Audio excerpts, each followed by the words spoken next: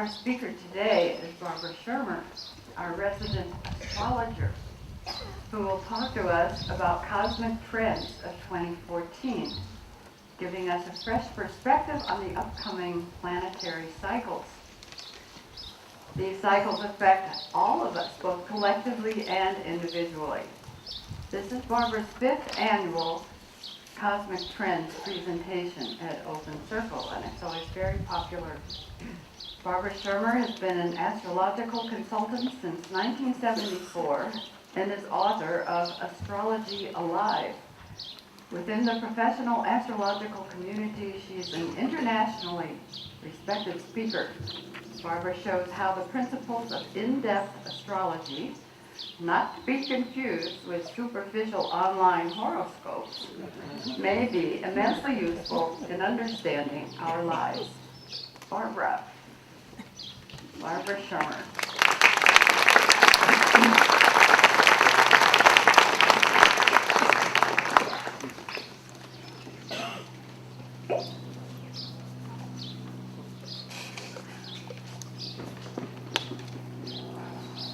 So welcome to Open Circle, particularly for the people who have never been here. This is the 5th time that I've done Cosmic Trends. It's always in January. And I start thinking about this a couple months ahead of time. What is kind of the essential message or pieces of information to give you in this 45 minutes? So I've done it here for 5 years. This is the 5th year. I did it for 18 years in Chicago, different venues, Rio Caliente Spa. So it's something that I feel is really important if you're interested in astrology. So how many of you have been to Cosmic Trends before? Will you raise your hands? Okay. How many of you know some astrology? Oh, great. Okay, great. I'm going to be talking to two audiences here. Those of you who raised your hand who know a little bit more about astrology.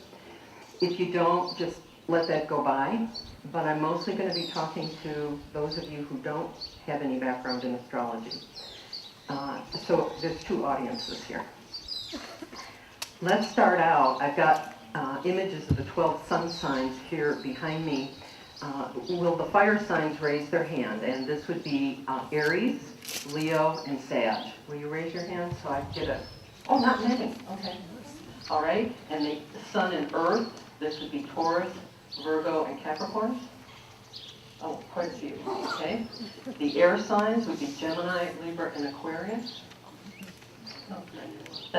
You're my tribe. And then the water signs, Cancer, Scorpio, and Pisces. Okay, good.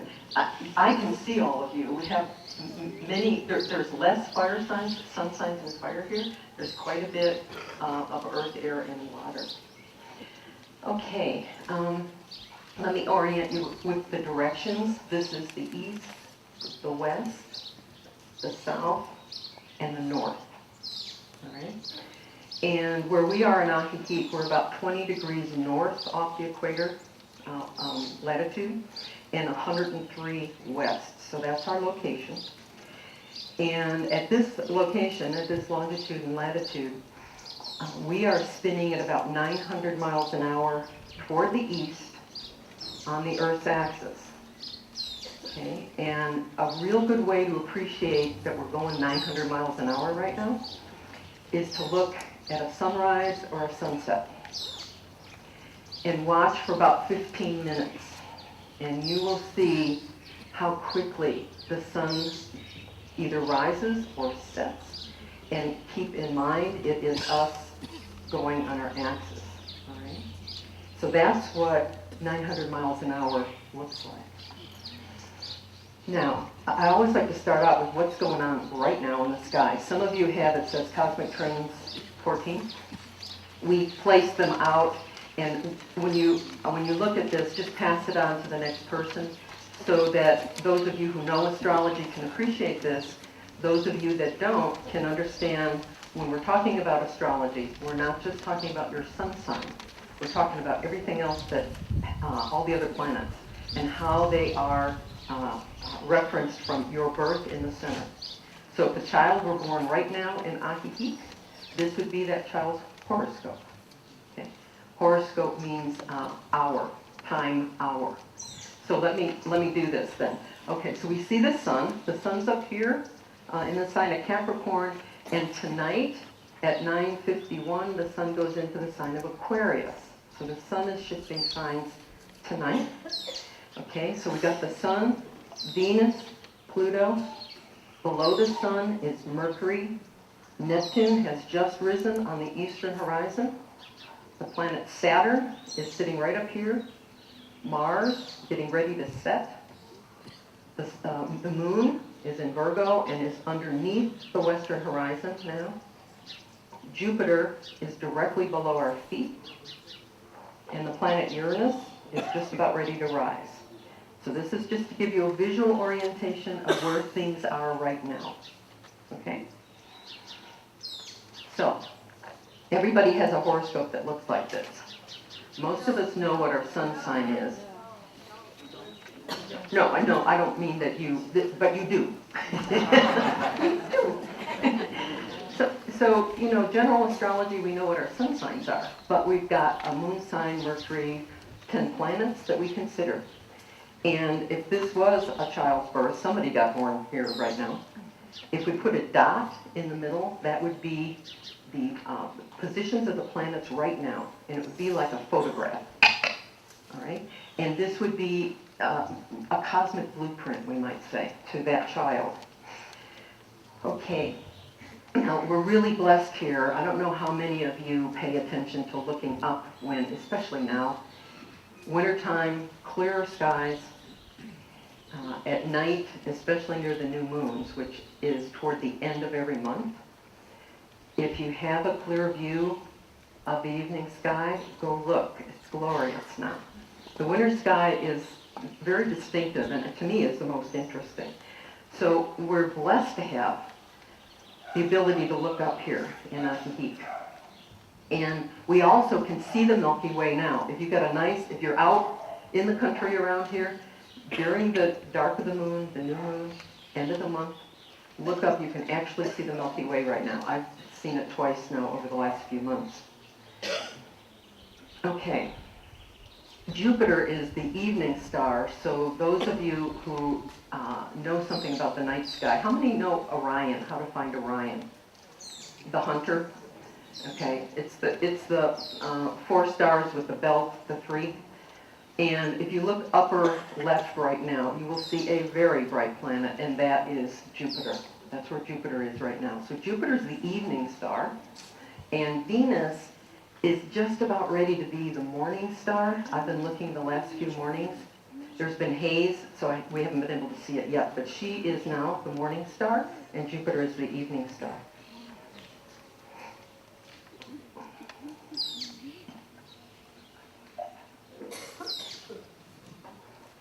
Now, we also have to remember the human visual spectrum is very tiny. Recent research has concluded that it's likely that every star that you can see has a planetary system around it. This is a quote I gave you last year. It's great. It's Douglas Adams, an English writer and dramatist. The quote: "The fact that we live at the bottom of a deep gravity well on the surface of a gas-covered planet going around a nuclear fireball 900 million miles away, 90 million miles away, and think that this is normal is obviously some indication of how skewed our perspective tends to be." Now, we're living in an age of unprecedented discovery. Those of you in careers or have had careers, if you pay attention to the latest research in your career, pretty much across the board, all fields are enjoying a renaissance really right now. And so there's new discoveries, there's new evidence of new understanding, so assumptions are being overturned, theoretical models are being overturned, and if you pay attention to science websites or online, which I do, there's startling scientific news almost daily. Really good resources. I think I have at the bottom of that handout for you, the Daily Galaxy, sciencenews.org, and nasa.gov. Now here's an example with planetary astronomy.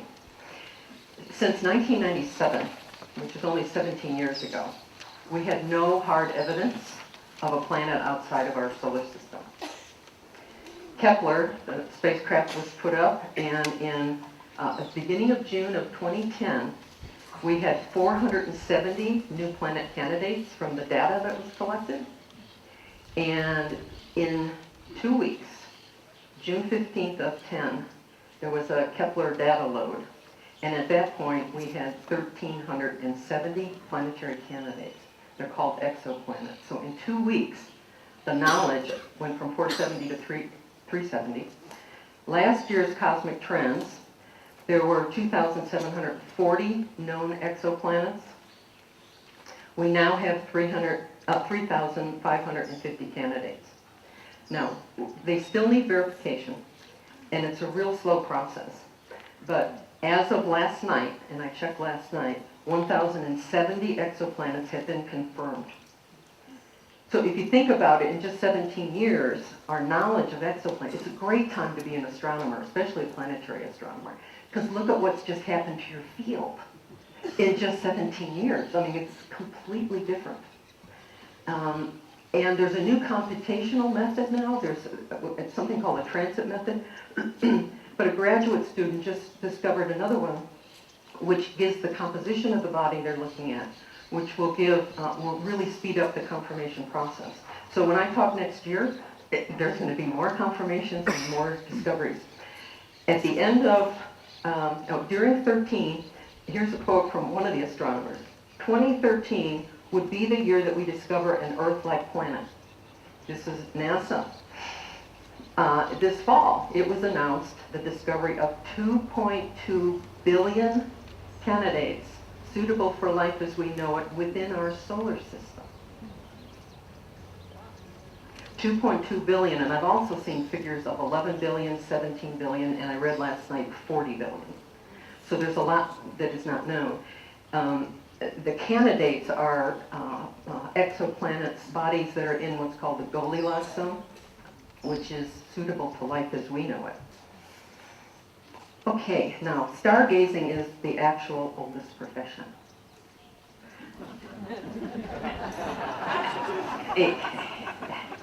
And astrology and astronomy were one and the same until about 300 years ago with Rene Descartes, the mind-body split that took place at that time, and we're still trying to bring the mind and body back together again. Okay, we're not actually so different. We study the stars, but from different perspectives.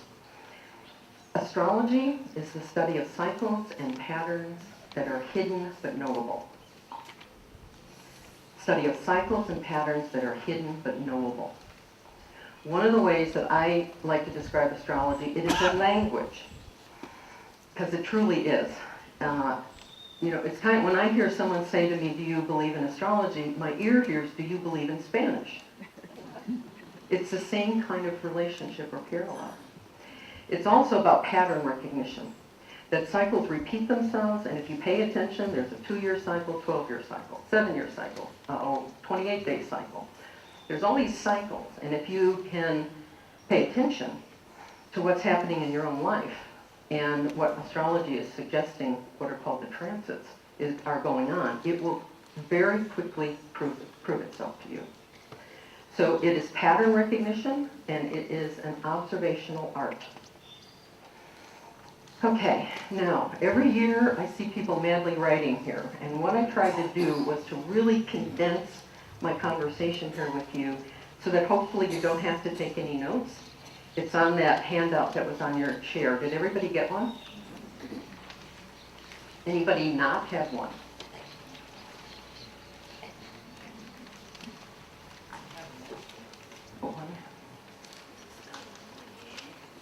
Thank you. Yeah, thank you. Okay, last year, Cosmic Trends 2013 was the year of manifesting genuine magic. Does anyone here feel that they experienced a magical event last year?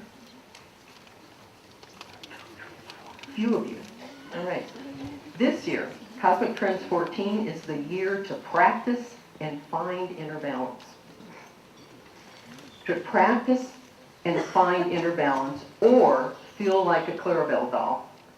Remember those blow-up dolls? You know, that's weighted in the bottom and just go like this? Okay? There's your choice.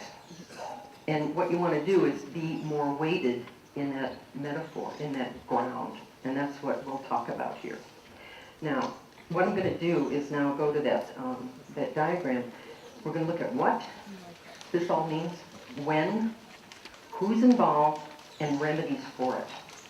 Now, what this is called, and astrologers here in the audience will know this, it's called a cardinal cross.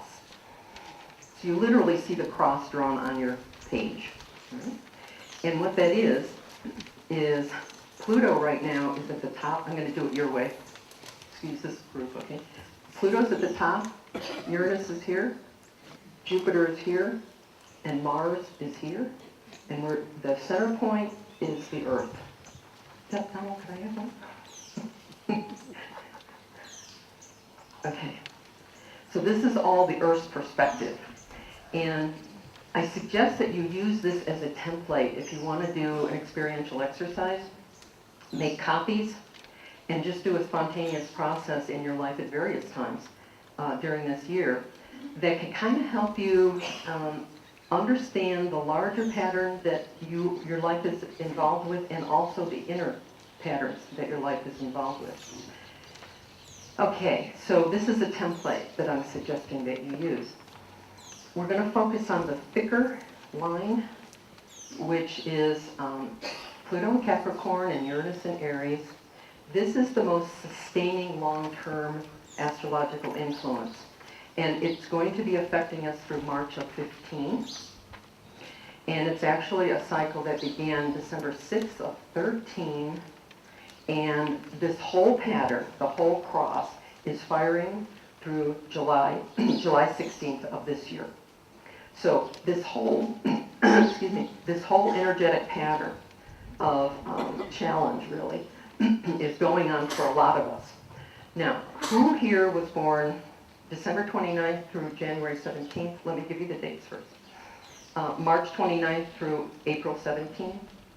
June 30th through July 20th. September 30th through October 20th. Did I name you? All right. You in particular perhaps want to pay attention to this because you're kind of in the, not the crosshairs exactly. There's real good stuff that can come from all this too. Now, not for right now, but you might want to look at those generational dates, which are the specific generations. And frankly, it's most of us here are going to be in that generation that's being affected by this big cross pattern. Now, those of you that know astrology, do any of you have a cross or a fixed square in your chart that you know of? Okay, nobody, okay. People that are born with this pattern, my granddaughter who was born 4 days ago has this pattern. And the studies that have been done, it's challenging energy because it's 4 planetary archetypes, 4 energies that are kind of pulling and pushing on each other. And the studies that have been done are the most successful people in different industries have these kinds of patterns. The other thing to say is that, and to remember, is that the greatest challenges innately have the greatest potential. So people who feel this, who have this, tend to be really motivated to solve problems. And actually, one of my best friends, I've watched him have this pattern. He's got it in his birth chart. And I've watched him manage, trying to stay in the center, for 30 years now. So we're going to look at each of these planets in turn. And I want to start out with that Pluto's in the sign of Capricorn. And it's making a right angle relationship to the planet Uranus.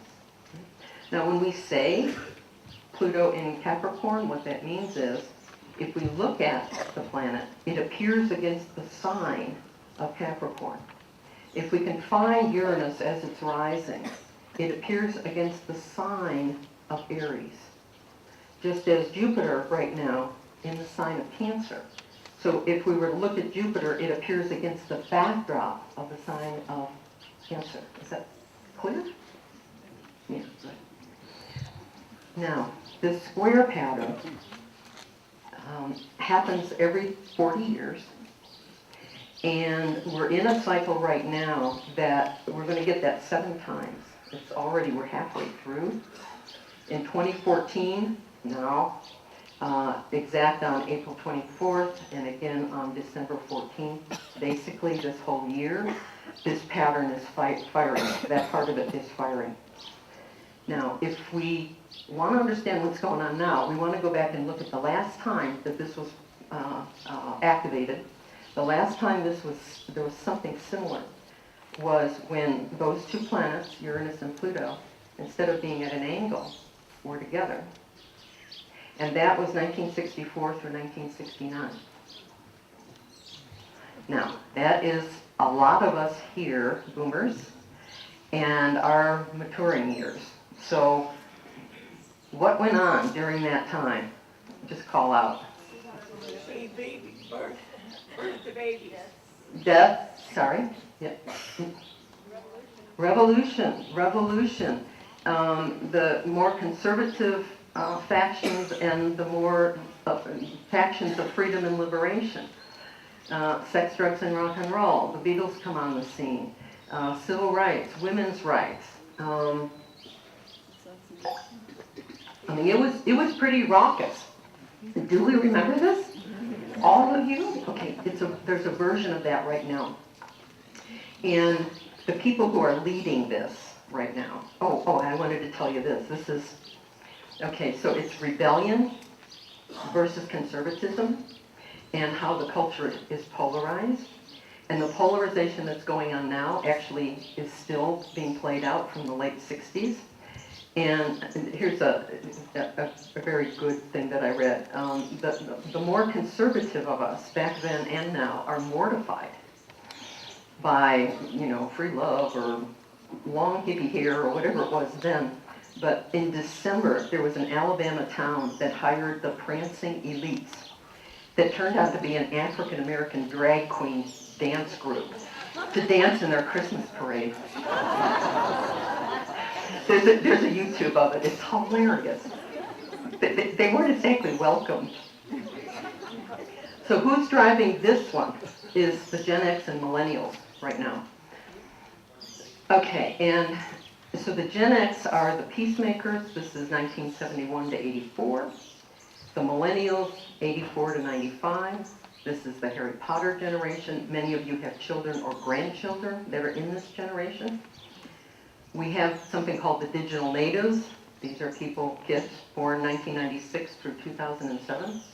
These are the technological innovators.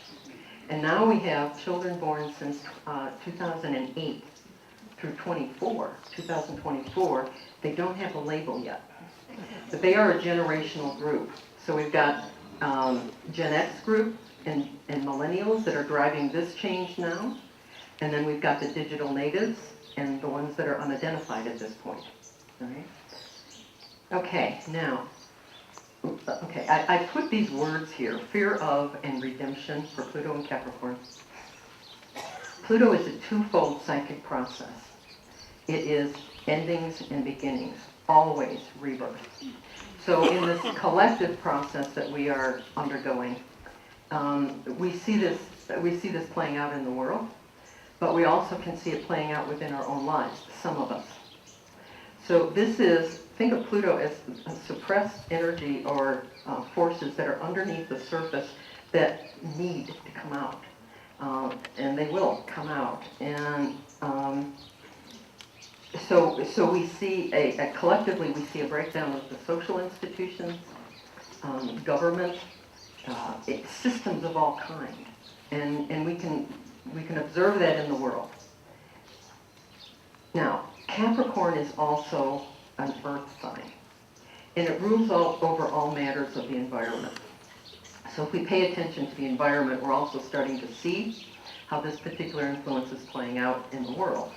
And, no surprise that we have earth change, climate change, with greater frequency and greater intensity. So, in a sense, we're all lucky. We've been lucky here in this little bowl of beauty that we haven't had something like that happen for a long time. But climate is upon us. And if you just pay attention, you can see that. Now, what's the remedy? What's the remedies? Teach your grandchildren to love nature, and they will take care of the earth. So all of us, as having children and grandchildren, it is so important for us to have our children be related to nature, spend time in nature, have a little herb garden, anything like that. Because if you have a relationship with nature, you're more than likely going to be someone who does take care of it. Here locally is interesting. I've been part of the organic market since the very beginning. We're going on 4 years now. We started with a real desire for a few of us to want organic product here. We started out with 3 vendors. We now have 56 vendors within 4 years. We have applications at any one time for another 30 people who want to come in and sell farm products, organic products. There's one example of how this has been really good. The other example is if you went to Don Aiken's talk, he does solar energy. Don told me, he wrote back to me too, I asked him about this. Solar energy in Lakeside in 2007 was just Don and Pia. 2008, there were 4 homes, solar. 2009, there were 17. 2010, there were 30. 2011, there were 200. 2012, there were 350. And this year, 800. So in 7 years, the solar homes in this local area has gone from 1 to 800. It's a good example, I think, of the local dedication to being organic, being self-sustaining as much as we can. So the remedies for this is be resilient, be resourceful, and I think that's on your list. Be resilient, be resourceful, and be adaptable. Those of us that are most adaptable are probably going to manage through this time the best. The Uranus and Aries part of this, it says anger breakthrough. This is frustrations with the status quo. And it's also a sense of acceleration. How many of you feel your life is faster over the last year and a half? I mean, everybody. I mean, it's 2013 is gone. And here we are through January of 14 almost. So there really is a sense of acceleration and information overload. It also, though, is liberating insight, new models of everything. So this is, on an individual level, it's awakening your pioneering drive, your innovative drive. So this is the era of the activist. So those of you who have causes, and I suggest everyone here should have a cause for the greater good. Because look at the raw energy and resources we have in this group of, 200 people. If each one of you would find a cause that you feel passionate about, that is important enough for you, and put your time, your money, your effort into that, look at just what we can do with this group. So it's the era of the activist. And Pope Francis is a real good example of this right now. Boy, did he turn the Catholic Church on its head. Okay, completely, Uranus, complete surprise that first of all he got elected. Second of all, his apostolic exhortation is very much about what the Catholic Church originally was, taking care of the poor and social justice. So, what is your cause? Matching funds is a good way to go. If you volunteer, and there's some efforts like that going on here, offer a matching fund that if somebody else will respond to 1,000 pesos, it's 2,000 pesos as a contribution. It's an easy way to have your impact felt. My granddaughter, who was just born, we have a Kickstarter, a family Kickstarter for Matilda, her name is. The kids are really straining financially, and so I have my friends from Chicago collecting baby clothes, girl baby clothes. She's getting a rocking poodle. Yeah. So it's a group effort, to take care of this little girl. Okay, so, on a collective level, it is control versus freedom, the state versus the people, and we can see this all over the world right now. On a personal level, this is turning points in your life. So this year can be an important year for a lot of us. Turning points and breakthroughs. The challenge that you might feel in your life is control and freedom issues within relationships, family dynamics, or within yourself. And probably the most important to understand is the changes and the kind of conflict that you might feel within yourself, and how do you solve that?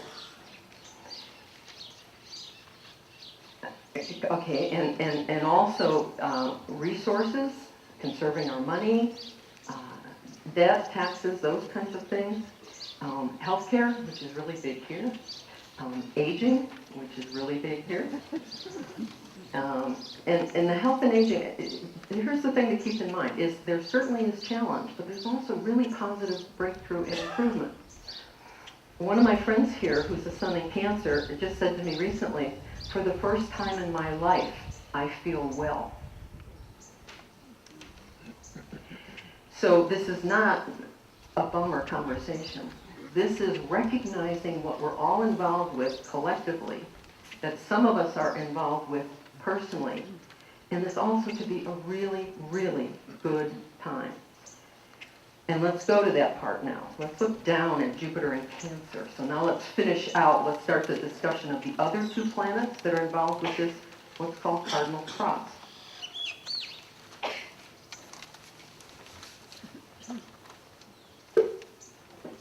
So Jupiter right now is in the sign of Cancer.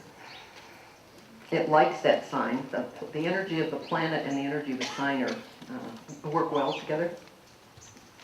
And Jupiter's in Cancer through July 16th of this year.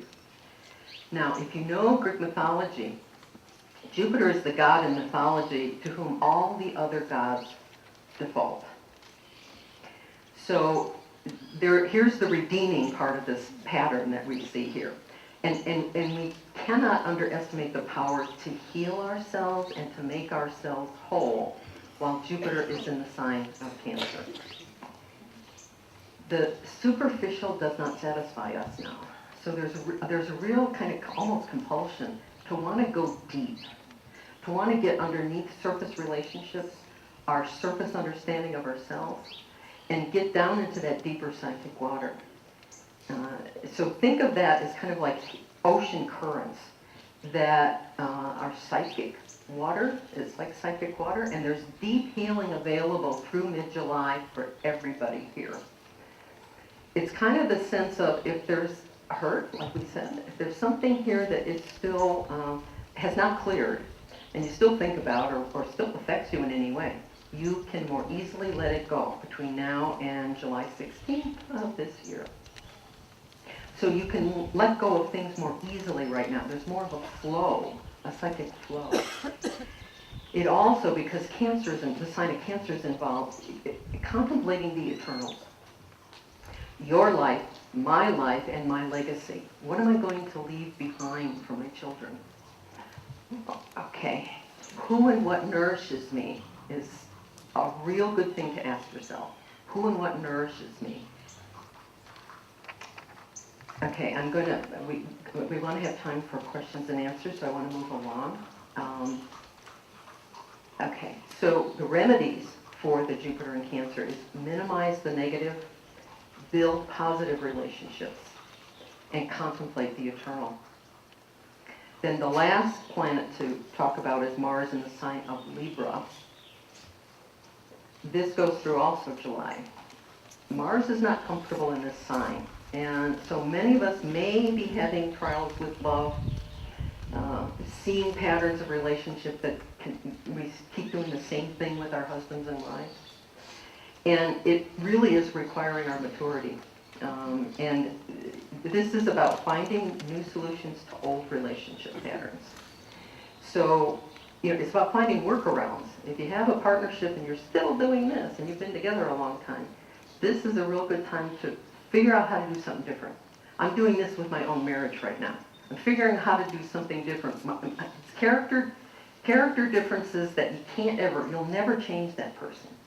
And there's a particular issue with my husband and I. We bump, And over the last year or so, it's like I'm starting to do something different. And it's changing. The pattern is changing. So think of your chronic problems of relationship and how you can shift around and try something new because you're likely to be more successful right now. Letting go and forgiving. Doing what's called the Opus contra naturam. In other words, doing the opposite. So instead of being angry, instead of feeling hurt, instead of feeling betrayed, what you do is you do the absolute opposite. You forgive, you love, you heal, you break through, you get redeemed. Okay, the most important part is the center point. That's where we resolve this stuff. And I would invite all of you to find an image for that center point. So center point means a source from which something originates. And so find an image that really helps you to understand your inner balance, your place, so you don't feel this kind of tugging of these four energies. And think of this, the word might be source, spirit, root, essence, core. Mine is my image and my statement to myself, the rock upon which I am safe and secure. The rock upon which I am safe and secure. Now, what are the remedies for this whole thing? Again, the center point. Meditation, obviously. Quiet your mind, get back into your own inner center. How many of you try to meditate? Okay. Try. Some of us do have practices. And you know when you do a practice, you do feel more centered. You do feel more in yourself. And you have a bigger Clarabelle foundation. You know, it's stronger, it's bigger, so you don't get rocked around. Okay, so that meditation, strengthening and balancing our physical bodies, especially anything to do with core training. So those of you that do Pilates, or Qigong, or yoga, any of these kinds of ways in which we get more centered within ourselves, these are great tools to use this year. Okay, the one technique, there's a pranayama, I'm a Kriya Yoga as long as I've been an astrologer, and there's a pranayama, it's called alternate breathing. How many of you know alternate breathing? Oh great, almost everybody. You can Google alternate breathing and you'll find YouTube examples of the alternate breathing, and it literally is a process of nostril breathing where you're literally putting yourself in your spine. So if nothing else this year, use alternate breathing. Try alternate breathing. I did this, I saw the film Gravity. You know how anxious you got at points? You're like, oh my God, she's going to lose her tether. When that happened, I did alternate breathing in the theater. And I found myself immediately kind of settling down, and then I could go and see the next piece of anxiety in that movie. But try it out. When you do feel anxious, try alternate breathing. 5 minutes. It will help you get back into your Clarabelle center and not be so rocked around by the forces external and internal. Okay, I got my 5-minute warning here. Do we have time for a few questions? We do. We have times for questions or clarifications, if you have any. If you have a comment or a question, please raise your hand. I'll bring you the mic.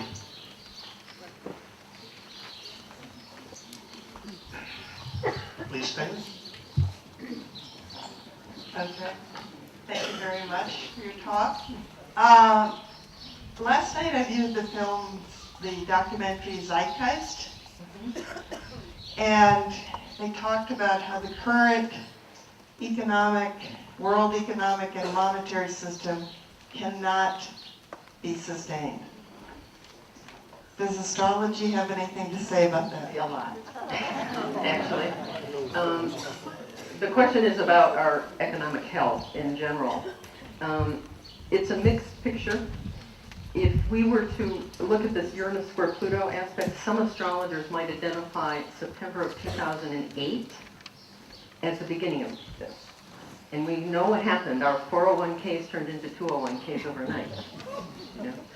And we're still recovering from that. However, okay, so it definitely is a challenge with how do we find places to tuck our money that we can keep growing our money.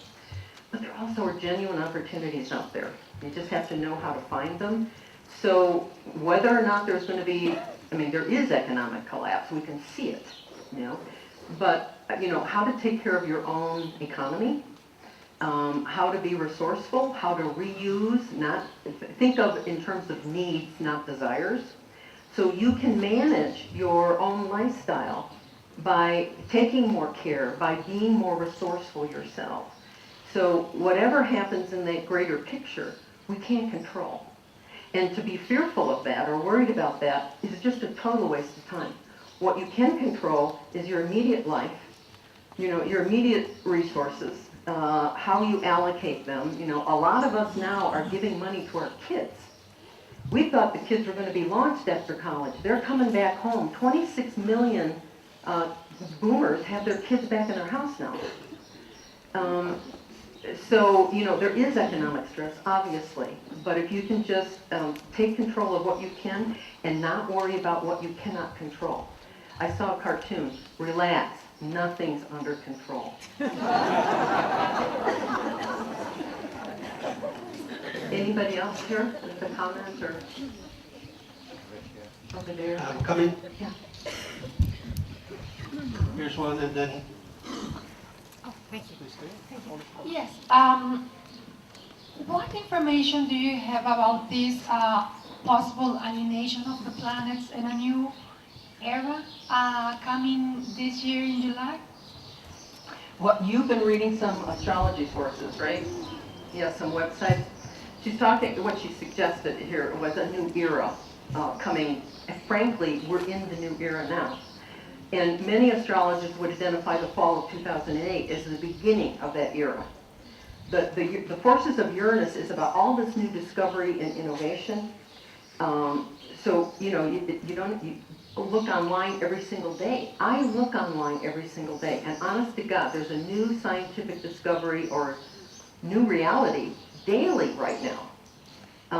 So it isn't like there's a date in July, in my personal opinion. It's that we're there right now. We're in it right now.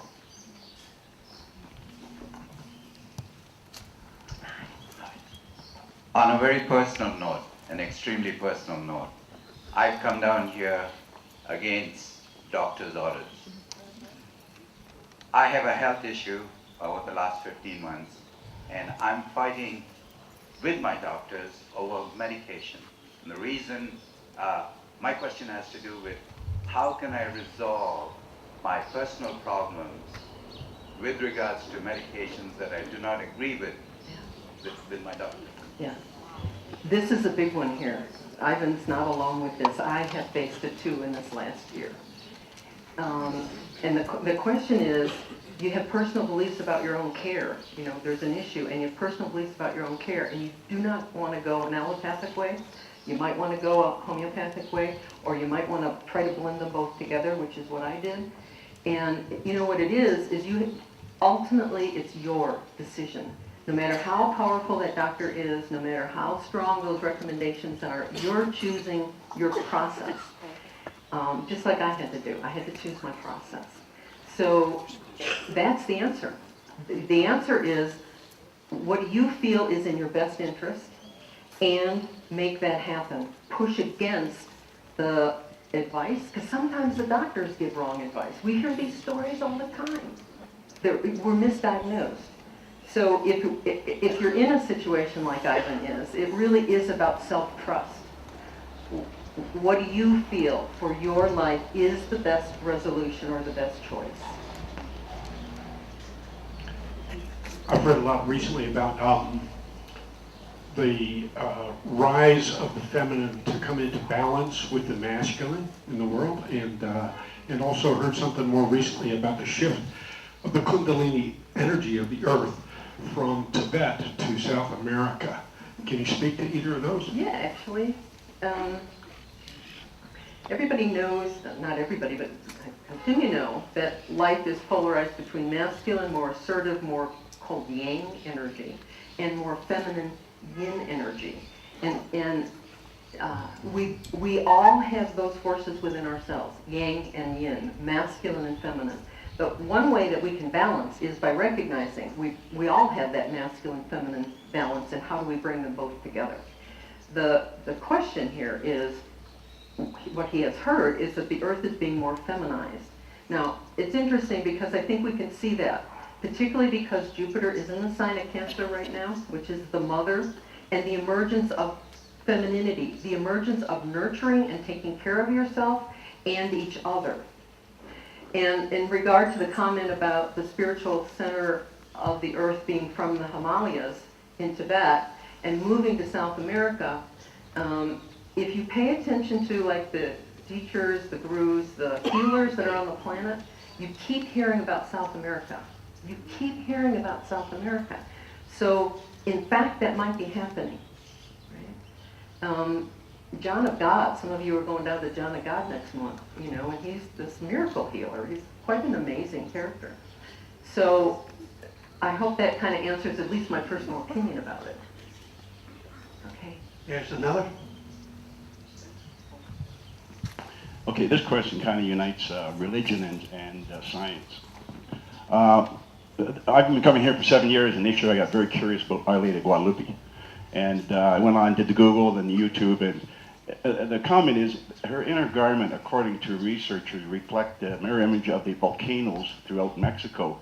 And the outer garment has stars on it, and they say the stars are the exact mirror image of how the constellation appeared on December the 12th, 1531. Yeah.